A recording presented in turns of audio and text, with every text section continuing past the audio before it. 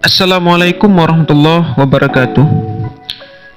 Kubuan Elhe adalah makam 3 orang anak-anak kakak beradik yang ditemukan dibunuh pada tahun 1946 dan dibuang di rawa-rawa desa Payagajah yang tidak jauh dari tempat dimakamnya 3 anak bersaudara tersebut.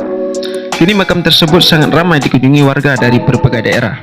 Masjid itu adalah Masjid Baitul Ma'bud di desa Payagajah, Kecamatan Perlak Barat, Aceh Timur.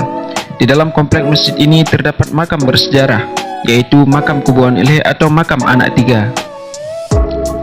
Pada tahun 1946, terjadi pembunuhan terhadap 3 bersaudara, 2 laki-laki, 1 perempuan, yang menurut keterangan yang kita peroleh dari beberapa sumber, ada yang mengatakan dibunuh oleh pamannya sendiri untuk mengambil harta benda yang ada pada diri mereka. Dan ada juga yang mengatakan diculik di rumahnya di Rantau Perlak ketika sang paman menjenguk putranya yang bertugas di satuan kepolisian di daerah Perlak. Ada juga yang memberi keterangan hendak dibawa ke Kota Raja dari Kuala Simpang, tetapi ke Kota Raja tidak sampai, ke Kuala Simpang tidak pulang. Singkat cerita, jasad ketiga anak tersebut dibuang ke rawa-rawa yang tidak jauh dari tempat pemakaman sekarang, yang dulunya penduduk masih belum ramai. Berbeda dengan sekarang, tempat tersebut sudah penuh dengan penduduk. Jarak antara satu jasad dengan jasad yang lain kurang lebih 20 meter. Warga mengetahuinya setelah terjadi keajaiban terhadap ketiga jasad tersebut.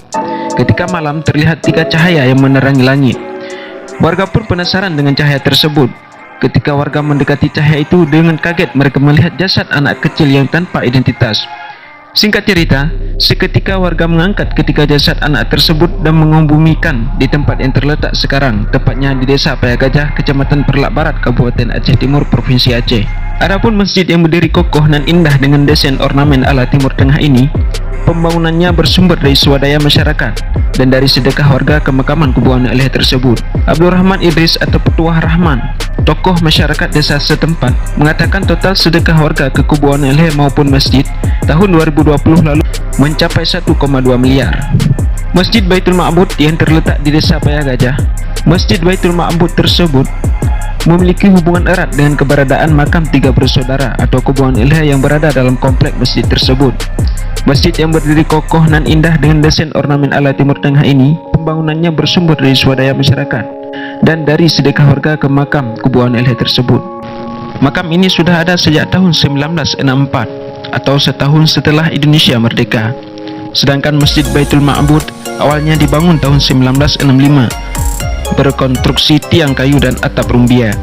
Dengan demikian, Masjid Baitul Ma'bud lahir setelah setahun adanya Kubuan Elhe.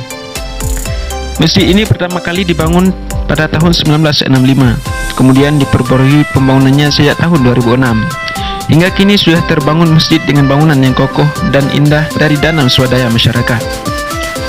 Selain itu, juga dari sedekah warga ke makam Kubuan Elhe, kata Abdul Rahman Idris atau Petuah Rahman, selaku tokoh masyarakat desa Payagajah, mengatakan pembaharuan masjid ini dananya juga dari swadaya masyarakat.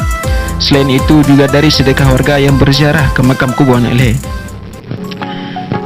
Dasar warga menggunakan dana sumbangan dari makam Kubuan Elhe untuk pembangunan masjid sesuai amanah Tunku Umar, seorang ahli waris dari makam 3 bersaudara itu.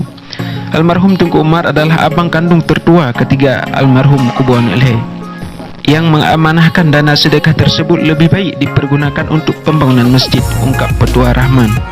Petuah Rahman mengatakan banyak warga bersedekah ke makam Kubuan Elhe, baik pengguna jalan yang banyak bersedekah di Kota Amal yang ada di pinggir Jalan Nasional Banda Aceh Medan. Selain itu, banyak warga juga bersedekah langsung ke Kota Amal yang ada di dalam makam, serta ada yang bersedekah ke dalam masjid. Tahun ini dana sedekah setiap bulan berkisar 25-30 juta per bulan, yang mana setiap minggu dana sedekah itu diumumkan melalui salat Jumat. Dana tersebut dipergunakan untuk pembangunan dan operasional masjid dan membayar honor guru pengajian di balai pengajian yang ada di dalam komplek masjid. Sekilas sejarah tentang Kubuan Elhe dan Masjid Baitul Ma'bud. Wallahu a'lam. Assalamualaikum warahmatullahi wabarakatuh.